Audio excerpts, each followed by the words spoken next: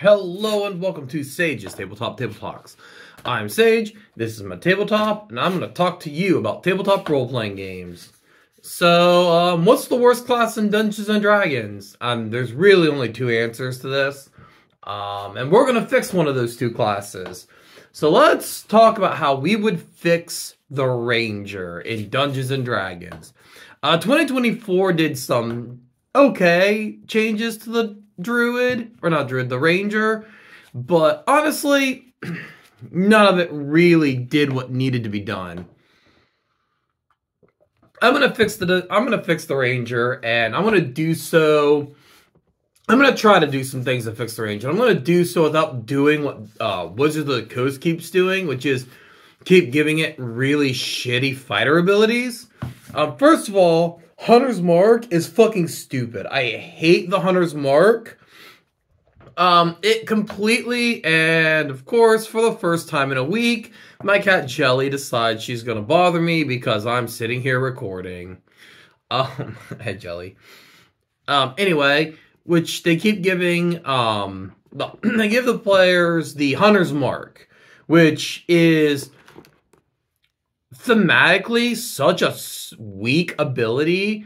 Like, it's okay as far as, like,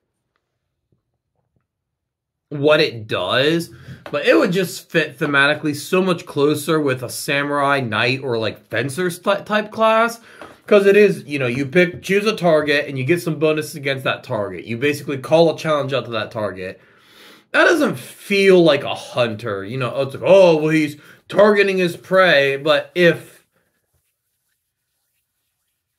you were hunting a deer and completely ignored the pack of wolves attacking you, you wouldn't be a hunter. You would be a meal for wolves. Like, it's not a hunter ability, and y'all keep convincing yourself that it's some kind of huge boost to the Ranger, because everyone is so desperate for the Ranger to not suck. They're pretending that these teeny little bullshit morsels, these teeny little bullshit measles that fucking Wizards of the Coast is throwing at you, a company that remind you that you guys keep sucking off, that remind you sent armed mercenaries to a dude's house over a piece of cardboard with a drawing scribbled on it.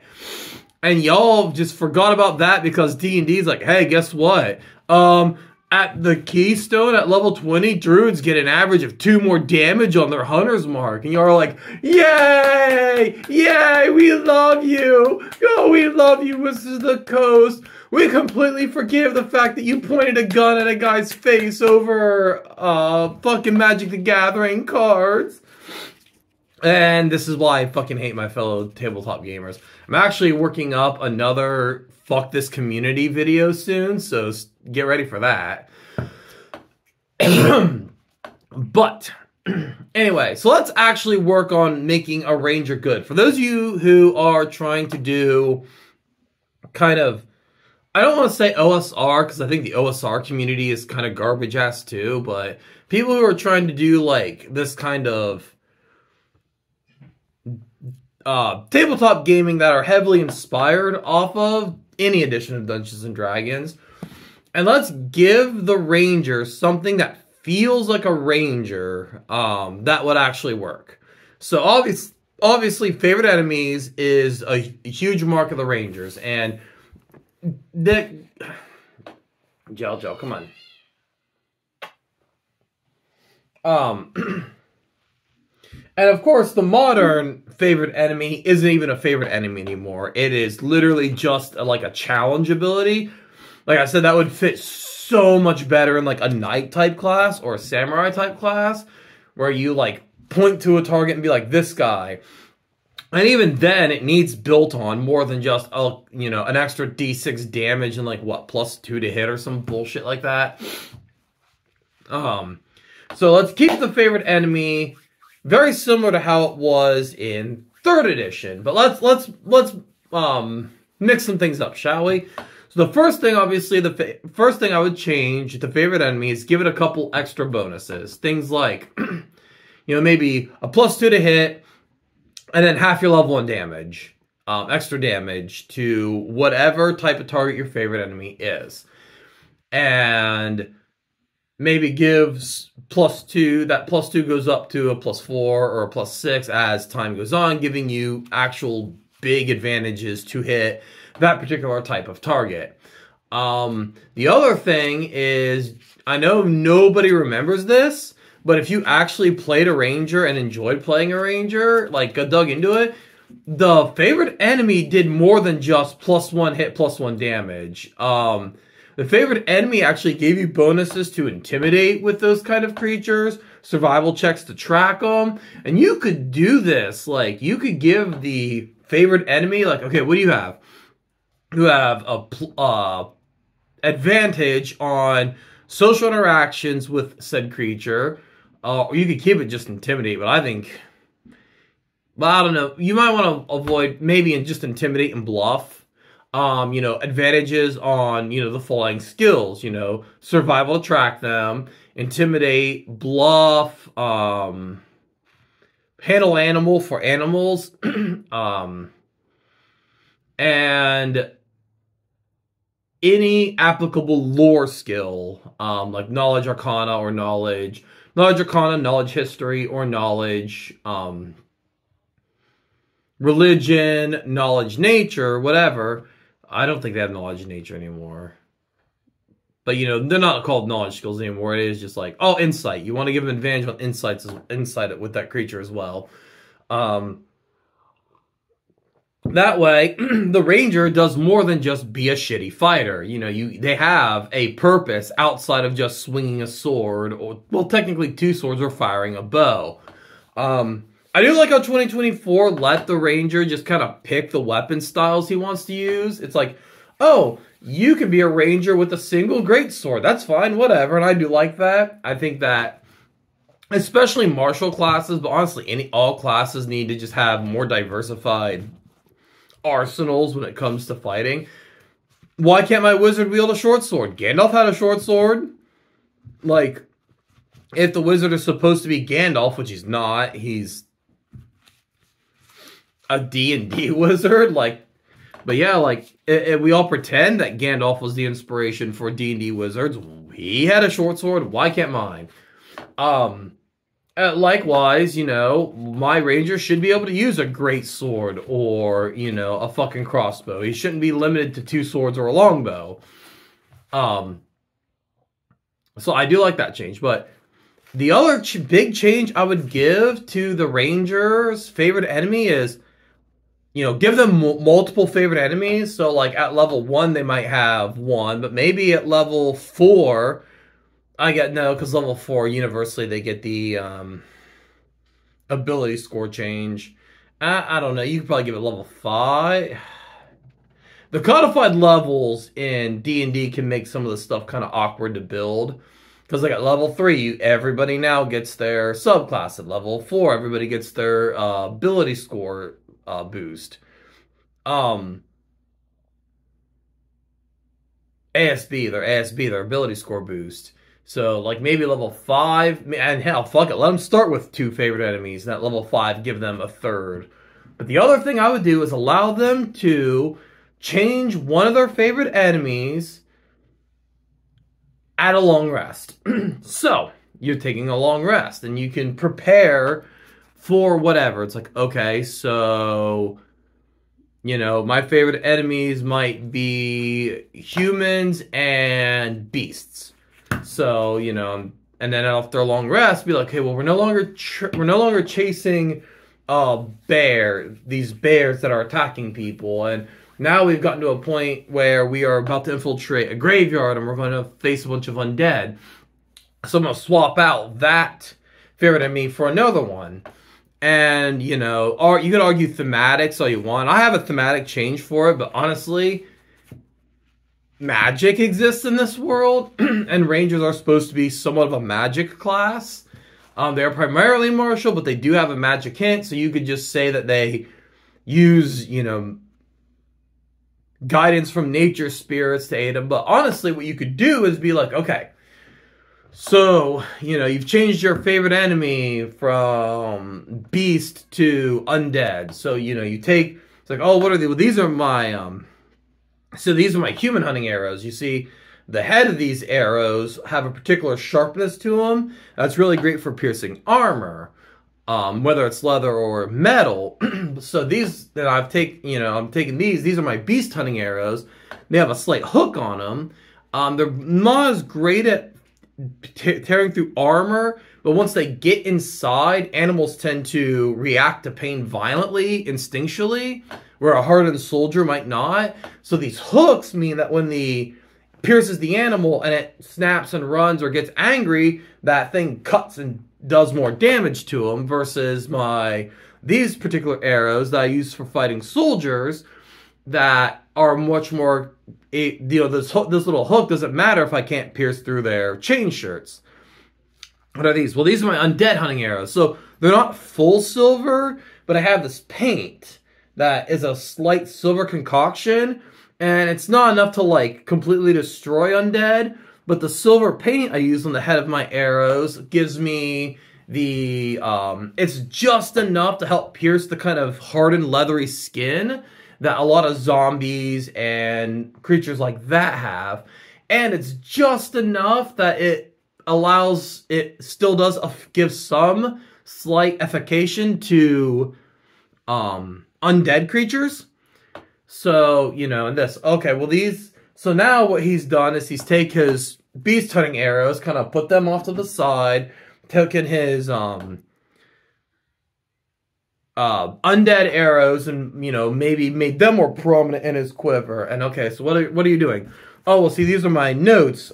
These are a couple chants that I was taught to by the priesthood of the light.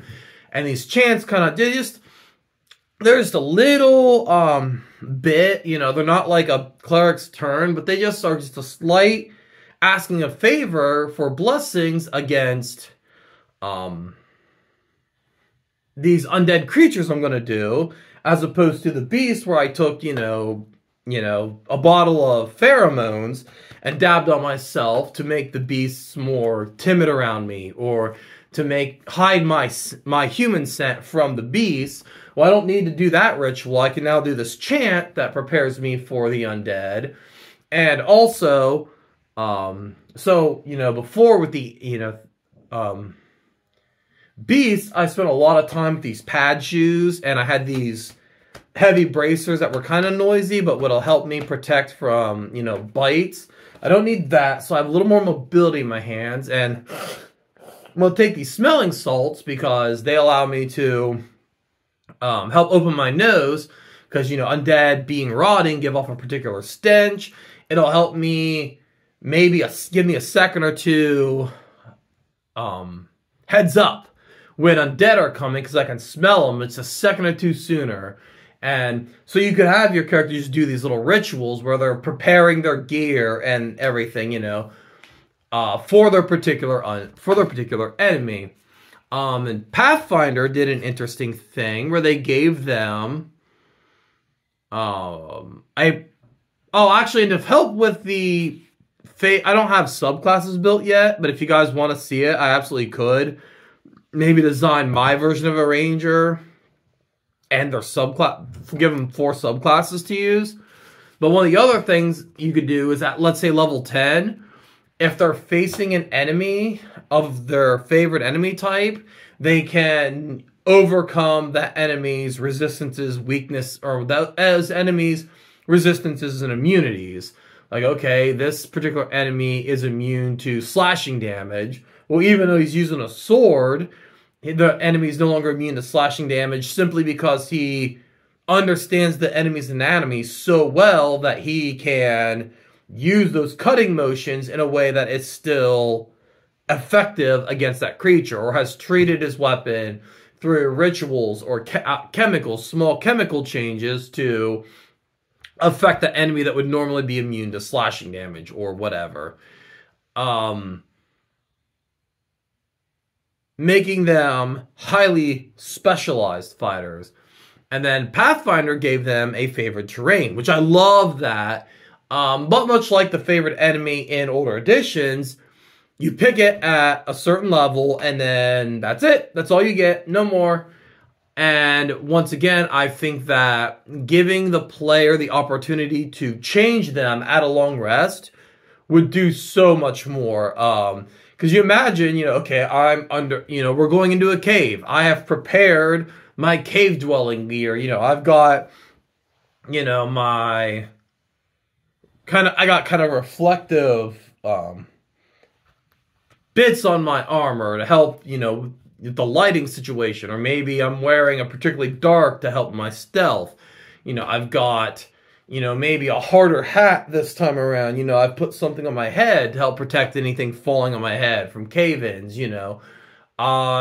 Since I'm walking into a cave, I am made myself hyper aware of particular dangers of caves, of slippery footing, of cave-ins, of ambush corners within a cave. Okay, well, we're in a cave, so I'm going to keep my eyes particularly open for small holes in the wall that could lead to murder holes, where something like that isn't going to be as common in a forest. Where in a forest, he's probably going to put on his green and brown clothes, wear a green and brown scarf to help blend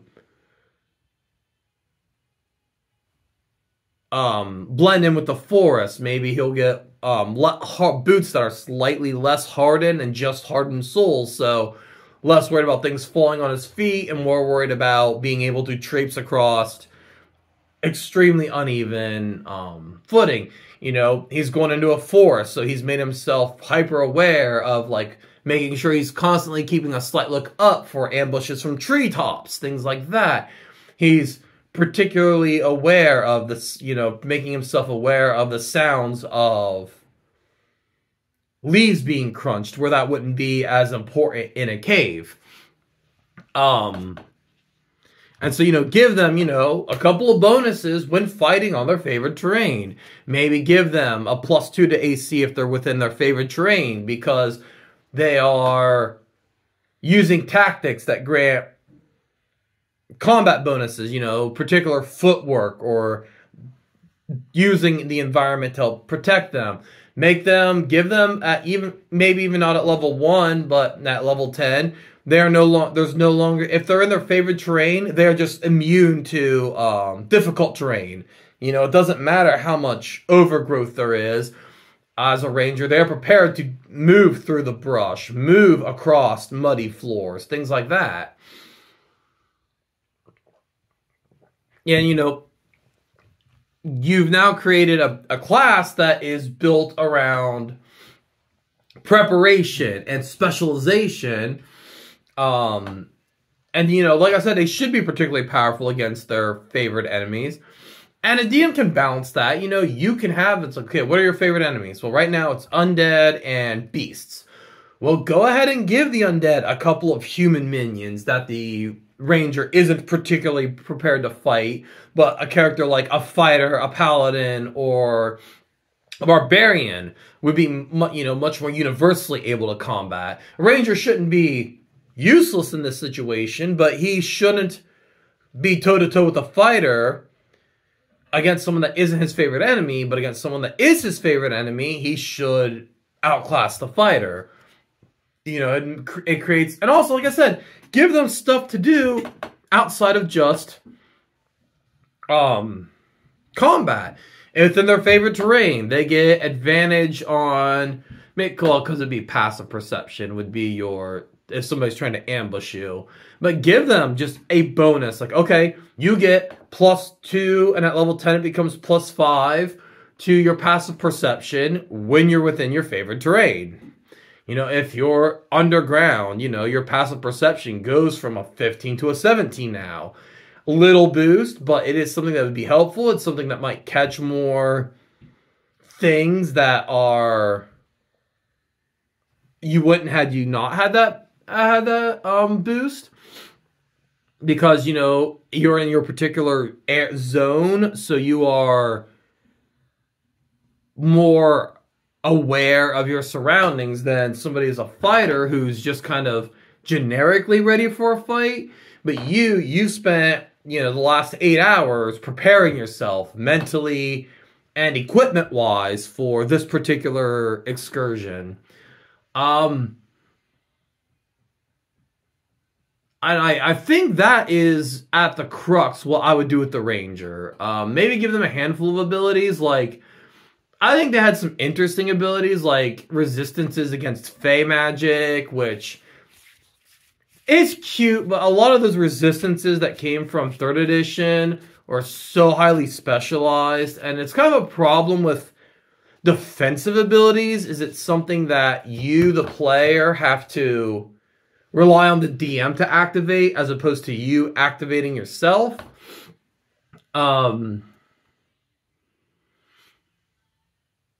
Things like immunity to old school, like paladin immunity to diseases, and a monk's immunity to poisons, and a ranger's immunity to fey charms. If every class had those kind of little abilities, you know, wizard. Well, wizards are immune to, I don't know what a wizard would be immune to. Charms, maybe, because the heightened intelligence. And, cleric I could absolutely see being immune to charms because their devotion to their god keeps them on the straight and narrow, things like that. If every class kind of had those, you know, fighters and barbarians obviously should be immune to fear effects because they're both, you know, barbarians are too headstrong and fighters are hardened fighters. You know, you're a hardened combatant, so you're just not easily shooken. But as is now, where kind of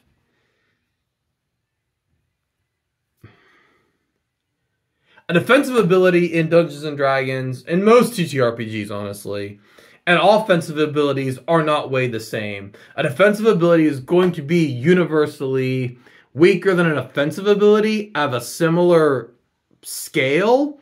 It's like, okay, well, what do you do? Well, I'm immune to paralysis versus I can attack an opponent and cause paralysis. This ability is going to be far more useful because I activate this. This happens when I want it to happen. This happens when someone else wants it to happen.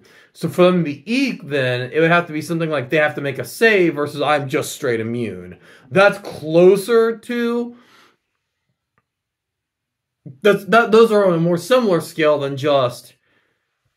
they have to make a save and I get like a +2 to my save. This ability is the aggressive ability is far, far more useful than the defensive one.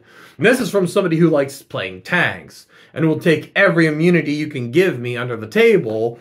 The God's honest truth is just those immunities are not as good. They are not as strong and they are not as useful as an ability that I activate on my terms. But yeah, those are the big changes I would do to a ranger. Couple of changes they made I like. I really liked the giving them any kind of they just pick a weapon style, and that's the kind of fighting style they use. I like that. I don't like how 2024 treats hybrid casters, where it's like, hey, you pick a couple of spells from this particular spell list, and you have them, and you can cast them a couple times a day, whatever. I don't know that the old way of doing it is a better system. It's a more interesting system, at the very least, than how 2024 handles hybrid casters. But, you know, it is what it is. I mean, 2024 doesn't really have hybrid casters. Like, not really. But, yeah. Anyway, yeah, there you go. That's how I would fix the Ranger. If you'd like to see me do a full 1 to 20 layout of a Ranger for Dungeons & Dragons with some subclasses, go ahead and let me know. I'll work on it. Monks are another one I did a long time ago. I plan on Warlocks and Sorcerers. I know people love Warlocks, but I have huge issues with Warlocks. But anyway, yeah, go ahead and let me know in the comments. And I guess I'll see you next time. And yeah, just have fun. Have fun. Bye.